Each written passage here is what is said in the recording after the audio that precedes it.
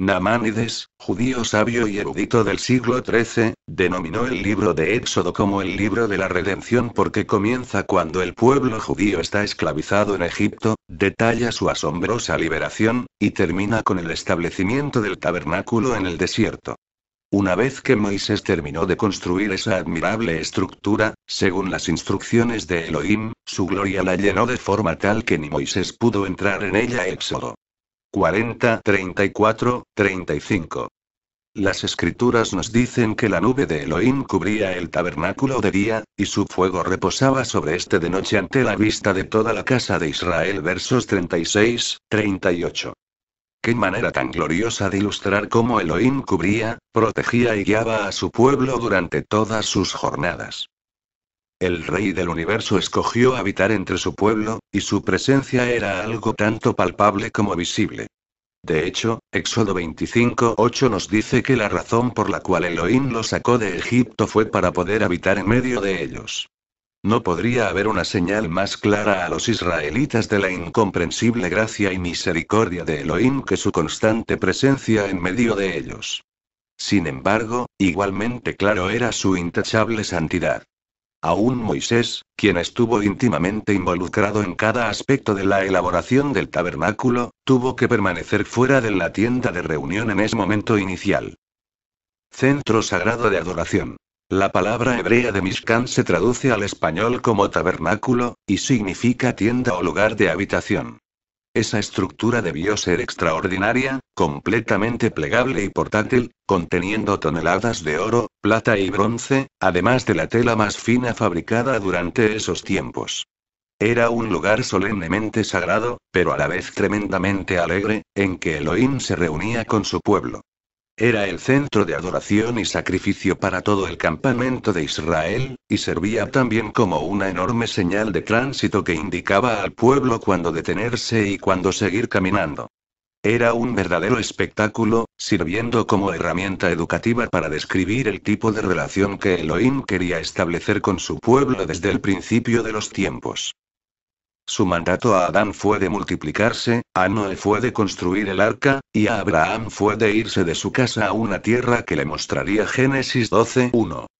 Su relación con Israel constaría de una dinámica interacción, una continua y poderosa dramatización repleta de acción entre Elohim y sus hijos escogidos. Nunca les pidió que se separaran físicamente del mundo para contemplar su creación, ni que aceptaran sus mandamientos solo de boca. Elohim les quería dirigir, y quería que su pueblo le siguiera. Los redimiría con poderosa mano y brazo extendido. Les revelaría grandes cosas y manifestaría su poder en su defensa. Su pueblo sería una gran nación, serían sus agentes para alumbrar a las demás naciones, y sería un pueblo siempre activo. Les movería a hacer grandes proezas, les daría poder para hacer cosas milagrosas, les dirigiría en la batalla, y garantizaría su victoria. La totalidad de su relación podría resumirse en una sola palabra: acción. Elohim sabía que para que su pueblo pudiera perseverar, era esencial que experimentara su presencia en forma visual. Su breve encuentro con Elohim en el monte Sinaí comprobó eso. Luego de pasados 40 días sin ver ni escuchar a Moisés o al Señor, el pueblo regresó a la anterior religión egipcia con una alarmante facilidad, y crearon un Dios que pudiesen ver, uno cuya presencia entre ellos era palpable y visible. Éxodo 32:1. Ahora, el tabernáculo, el glorioso lugar para la habitación de la Shekinah, la presencia manifiesta de Elohim en forma de nube, serviría de ayuda visual, un constante recordatorio de la presencia del Señor en medio de su pueblo. Según la tradición judía, la consagración del tabernáculo representaba de sanidad de su quebrada relación a consecuencia de la tragedia del becerro de oro. Namanides escribió que el sublime secreto del tabernáculo era que la presencia de Elohim, que había cubierto el monte Sinaí, ahora sería presenciada de forma permanente en medio del campamento. Eso fue visto como una señal de benevolencia. Elohim los había perdonado por su rebelde acto de idolatría. Él estaría con su pueblo, y ellos estarían con él. Moisés. Supervisor del proyecto.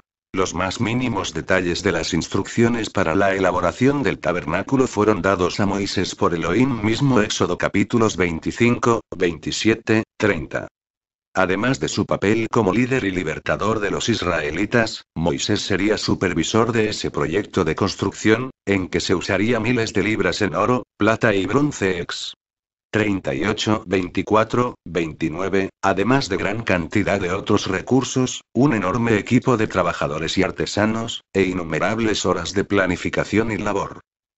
Antes que nada, Moisés tenía que vender la idea a los israelitas, ayudándoles a captar la visión de Elohim respecto a ese maravilloso proyecto, e inspirándoles a dar generosamente para completar la empresa.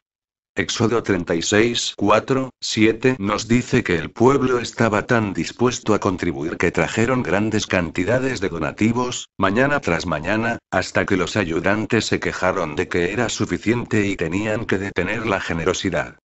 Según Namanides, esa fue la clave para el negocio del tabernáculo. El pueblo había dado de su oro para construir el becerro de oro, pero ahora su deseo de contribuir abundantemente para el lugar de la habitación de Elohim evidenció su intención de apartarse de los dioses egipcios de una vez y por todas, y recibir la presencia del único Elohim verdadero en su medio. Su generosidad, en ese sentido, hizo expiación por su idolatría. Bezalel. Artesano principal. Moisés era el supervisor del proyecto del tabernáculo de Elohim, pero también contaba con un artesano principal. Moisés tenía una mano derecha, y su nombre era Bezalel. Elohim informó a Moisés que había llamado a Bezalel para que supervisara la obra artística, que lo había llenado con el espíritu de Elohim, en toda sabiduría, inteligencia y conocimiento, y en toda clase de arte ex. 31:3 para completar la obra según sus especificaciones. Las escrituras también nos dicen que Bezalel reunió un equipo de trabajadores que también estaban llenos de sabiduría, entendimiento y habilidad en todas las tareas artísticas, llamados y capacitados por el Señor de los ejércitos para crear el lugar donde moraría entre los hombres.